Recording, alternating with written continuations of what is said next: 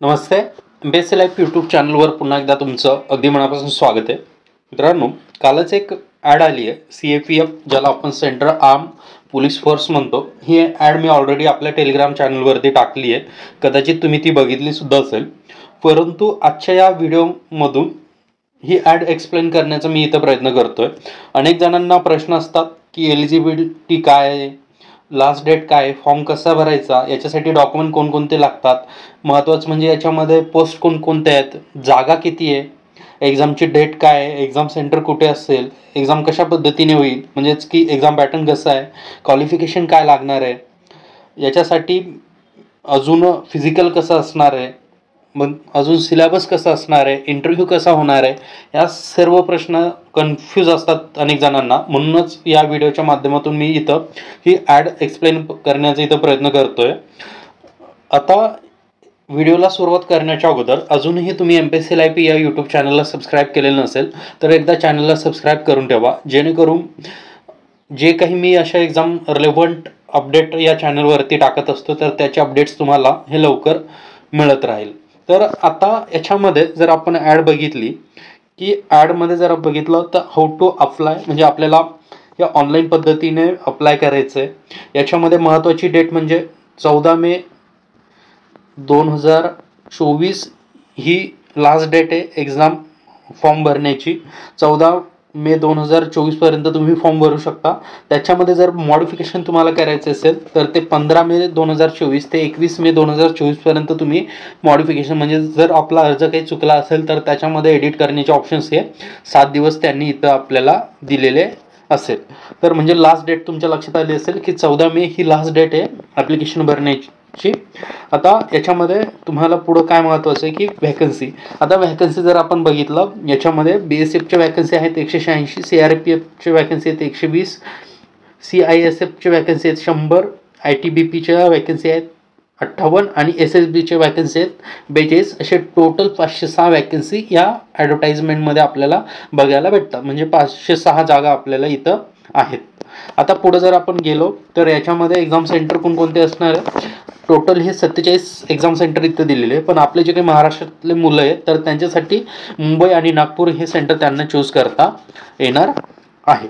आता इथं एक दिलेलं आहे महत्त्वाचं की एक्झाम सेंटर हे तुम्हाला म्हणजे प्रेफरन्स द्यावे लागेल आणि प्रेफरन्स दिल्याच्या नंतर त्यांच्या ॲडजस्टमेंटनुसार तुम्हाला सेंटर देण्यात येणार आहे. परंतु त्याच्यामध्ये एक्सेप्शनल आहे, अपवाद आहे. नागपूर, चेन्नई, दिसपूर आणि कोलकाता हे जे काही सेंटर असेल तुम्ही निवडले तर याच्यासाठी ते ॲप्लिकेबल नसणार आहे तो फॉर्म्युला. ओके. आता याच्यामध्ये जर आपण पुढं गेलो, अजून महत्त्वाचं काय आहे आपल्यासाठी, एलिजिबिलिटी. तर एलिजिबिलिटी सर्वांनाच माहिती की नॅशनॅलिटी लागते. याच्यामध्ये लिंकचं एक थोडं इथं आहे की तुम्हाला मेल किंवा फिमेल तुम्ही पाहिजे. इथं एज लिमिटचं दिलेलं आहे. आता मी म्हणजे थोडक्यात सांगतो हे एवढं एक्सप्लेन करण्यापेक्षा की मिनिमम एज तुमचं हे 20 वर्ष पाहिजे आणि मॅक्झिमम एज हे तुमचं 25 वर्ष पाहिजे. हे झालं तुमचं एज लिमिटबद्दल. आता पुढं जर आपण अजून गेलो की आपल्यासाठी महत्त्वाचा इथं महत्त्वाचा मुद्दा आहे की एज्युकेशनल क्वालिफिकेशन काय लागणार आहे. तर तुम्हाला तुमचं ग्रॅज्युएशन म्हणजे बॅचलर ऑफ डिग्री तुम्हाला पाहिजे. म्हणजे तुमचं ग्रॅज्युएशन इथं म्हणजे कंप्लीट असणं गरजेचं आहे. आता इथं फिजिकल स्टँडर्ड आपण ते बघूया की फिजिकल काय गरजेचं आहे तुम्हाला ते. आता इथं फी ही 200 रुपये असणार आहे. परंतु त्याच्यामध्ये एक्सेप्शनल आहे, फिमेल SC ST असेल तर यांच्यासाठी फीस नाही आहे, म्हणजे कुठलीही फीस तिथं लागणार नाही. आणि बाकीच्या ज्या काही कॅटेगरी मग अनरिझर्व असेल, EWS असेल किंवा मग OBC असेल यांच्यासाठी फीस ही 200 रुपये असणार आहे ॲप्लिकेशन फीस. ओके. आता पुढं हाऊ टू अप्लाय कसं करायचं हे ऑनलाईन पद्धतीने करायचं आहे. UPSCची जी काही वेबसाईट आहे UPSCची जी काही वेबसाईट आहे upsconline.nic.in या वेबसाईटवरती जाऊन तुम्हाला अप्लाय हे करायचं आहे. हवं तर मी त्या वेबसाईटची लिंक ही डिस्क्रिप्शन बॉक्समध्ये इथं खाली देऊन टाकतो आहे.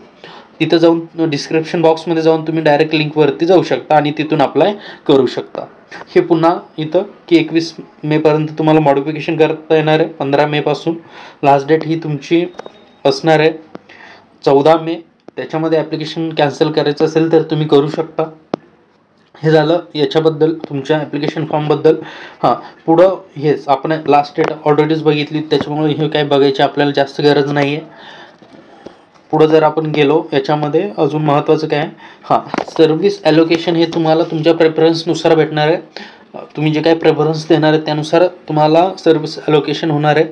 परंतु तिथं मेरिट लिस्टचा पण विचार केला जाईल, जसं UPSCचं होतं त्या पद्धतीने. हे झालं याच्याबद्दल. हां, आता इथं महत्त्वाचं म्हणजे की एक्झाम पॅटर्न काय, सिलेक्शन प्रोसेस कशी असणार आहे ते बघूया. आता इथं रिटन एक्झाम होणार आहे. पहिली तुमची रिटन एक्झाम होत असताना त्यामध्ये 2 पेपर घेतले जातील. पहिला पेपर असेल जनरल ॲबिलिटी अँड इंटेलिजन्स, जो की 250 मार्क्ससाठी असेल. हा असेल तुमचा MCQमध्ये, त्याला 1/3 निगेटिव्ह मार्किंग असणार आहे. दुसरा पेपर असणार आहे जनरल स्टडी, ज्याच्यामध्ये एसे कॉम्प्रिहेन्शन असेल. आता मग याच्यामध्ये 200 मार्क असणार हा रिटन पेपर होणार आहे. म्हणजे 450 मार्कची तुमची काय होणार आहे, ही रिटन एक्झाम होणार आहे. म्हणजे पहिला पेपर 250 आणि दुसरा 200 मार्क. हा झाला एक्झाम पॅटर्न.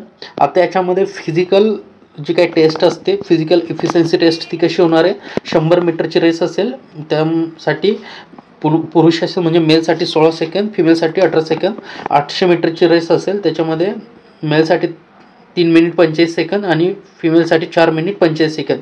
लॉंग जंप असेल 3.5 मीटरची मेलसाठी आणि फिमेलसाठी 3 मीटरची. इथं शॉर्टपुट असणार आहे, मेलसाठी 4.5 मीटर, महिलांसाठी ते नाही आहे. हे झालं तुमच्या फिजिकल इफिशियन्सी टेस्टबद्दल. आता पुढं अजून काय आहे, हां, इथं इंटरव्ह्यू पण असणार आहे तुमचा. नंतर फिजिकल इफिशियन्सी टेस्ट झाल्याच्या नंतर इंटरव्ह्यू किंवा पर्सनॅलिटी टेस्ट आपण त्याला म्हणतो, ही असणार आहे तुमची 150 मार्कची. जेव्हा तुम्ही शॉर्टलिस्ट व्हाल, तुमचं जेव्हा तुम्ही फिजिकल इफिशियन्सी टेस्ट द्याल, त्यामधनं जेव्हा शॉर्टलिस्ट हो तेव्हा तुमचा इंटरव्ह्यू घेतला जाईल 150 मार्कसाठी. आणि मग जे काही फायनल सिलेक्शन असणार आहे तुमचं, हे तुमचे इंटरव्ह्यूचे मार्क आणि तुमचे जे काही रिटन एक्झाम झाली होती 450 मार्कची, त्यानुसार तुमचं म्हणजेच काय की टोटल 600 मार्कनुसार हे तुमचं सिलेक्शन होणार आहे. त्याच्यानुसार तुमची मेरिट लिस्ट लागणार आहे. तर अशा पद्धतीने तुमचं हे सिलेक्शन होणार आहे. आता याच्याबद्दल अजून महत्त्वाचं काही गोष्टी बघूया की सिलेबस नेमका काय दिलेला आहे. की जसं पेपर 1 आहे, ज्याला आपण जनरल ॲबिलिटी अँड इंटेलिजन्स म्हणतो, MCQवाला पहिला पेपर, त्याच्यामध्ये हे तुमचं मॅथ, रिजनिंग वगैरे. जनरल सायन्स त्याच्यामध्ये चालू घडामोडी म्हणजे करंट इव्हेंट वगैरे, polity, economy, history of India, world geography. म्हणजे तुम्ही सिमिलर MPSC UPSC जर करत असाल तर तुम्ही ही सुद्धा एक्झाम देऊ शकता. याच्यामध्ये जनरल स्टडीचा जो काही सेकंड पेपर, मग त्याच्यामध्ये जनरल स्टडीज आहेत, एसे आहेत आणि कॉम्प्रिहेन्शन. पण आता जो सेकंड पेपर आहे तर हा 2 भागामध्ये होणार, पार्ट ए आणि पार्ट बी असे 2 भाग. तर पार्ट ए मध्ये काय असणार आहे की एसे असणार आहे 80 मार्कसाठी. आणि पार्ट बी मध्ये काय असणार आहे, comprehension, phrases, writing, other communication, language skill हे असणार आहे तुमचे पार्ट बी मध्ये. आलं लक्षात. इथं हवं तर तुम्ही नंतर ॲडमध्ये बघून घेऊ शकता. तर हे झालं सिलेबसबद्दल. अजून बघू काही मुद्दे आहे का इथं दिलेले त्यांनी.